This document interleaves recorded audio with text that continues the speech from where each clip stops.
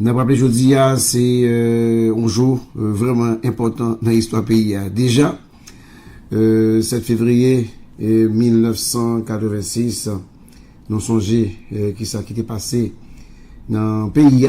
C'était le peuple haïtien qui était levé, campé, justement pour te chasser la dictature des Duvalier. 7 février 2026 là, ça fait déjà 40 ans. 1986 2026 1986 2026, ça fait 40 l'année depuis peuple haïtien était levé, campé contre la dictature des Duvalier. Mouvement levé, campé qui t'a pratiquement propulsé vraiment avec l'assassinat des jeunes, des écoliers des Gonaïves. Et finalement, 7 février 86, Jacques Duvalier avec madame de Pral qui était pays, qui t'a marqué la fin de 30 ans de dictature féroce, qui était fait des milliers de morts, et mesdames et messieurs, une dictature qui était fait des milliers de disparus, sans oublier moun, ils étaient forcés à l'exil, mesdames et messieurs, jour ça, c'est un jour que les peuples haïtiens te prend la rue à fêter pratiquement une nouvelle indépendance. Et 7 février 86, 7 février 90, et c'est pratiquement pour la première fois depuis la dictature, eh bien, le peuple haïtien d'avoir mis dans le palais national un président démocratiquement élu. C'était Jean-Bertrand Aristide, premier président démocratiquement élu après la dictature des Duvalier. C'est après l'ère de la démocratie qui t'a soufflé sous pays, côté monde t'a retrouver la liberté de la parole, liberté d'association, liberté pour faire partie politique, liberté justement pour capable parler dans la radio, liberté pour faire manifestation. Donc c'était pour une nouvelle ère. Donc 7 février sont une date importante dans l'histoire pays. Et jeudi, sur l'autre 7 février qui arrivait, 7 février ça, normalement, tu dois gagner un président qui a rentré dans le palais matin. Et parce que normalement, il y a pratiquement 22 mois depuis noté dans le palais national, il y a un conseil présidentiel de transition qui a une responsabilité justement pour conduire le pays vers les élections, en passant d'abord par rétablir la sécurité, faire une réforme constitutionnelle, poser des actions humanitaires, poser des problèmes humanitaires dans le pays, ensuite aller vers des élections. Malheureusement, mesdames et messieurs, c'est pas ça qui est arrivé.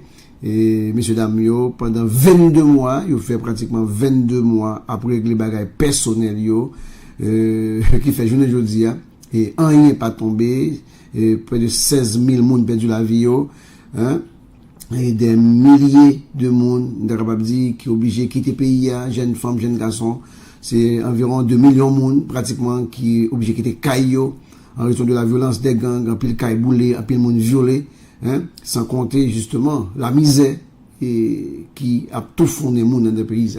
Donc 22 mois plus tard, eh bien le CPT n'a rien foutu dans ce pays. Ils ont passé pratiquement 22 mois après les affaires personnelles. Et s'il est vrai que gagner deux monde dans CPT qui étaient sortis tête du lot, nous voulons parler bien sûr de Leslie Voltaire qui lui-même, que l'on veuille ou non, t'es marqué présence dans CPT, mais globalement le bilan est catastrophique. Et il est sûr que monsieur n'est pas réglé rien pour payer monsieur Damio, c'est les 9, mais il est vrai aussi tout que j'ai entré par contre à ressortir. Donc c'était un CPT qui était marqué par des scandales de corruption, notamment avec l'affaire de BNC impliquant 3 conseillers, Louis Gérald Gilles, Vertilaire et Smith Augustin. Nous songez, ils étaient accusés qui étaient pratiquement fait pression selon ce qui dit sur le président BNC pour être capable justement 100 millions de gouttes pour être capable de mettre dans le poste libre. Ça a fait un véritable scandale et ça a traîné CPTA journée aujourd'hui. Et ça comptait tout l'autre cas de corruption aussi aller de conseillers qui a rançonné directeur, qui a rançonné ministre, qui a pris l'argent dans le monde pour mettre au directeur, qui a pris l'argent dans le monde pour mettre au ministre, Mais c'est ça, le bilan, mesdames et messieurs, des hommes et des femmes, eh bien, qui pratiquement se sont enrichis sur le dos de la population pendant que le pays a lui-même était à genoux. Donc, je dis, au lieu que de faire passation, eh bien, non, ils n'ont rien foutu. Il n'y a pas eu de sécurité, il n'y a pas eu de référendum, il n'y a pas eu d'élection. Donc, qui fait que je dis, eh bien, mandat, fini.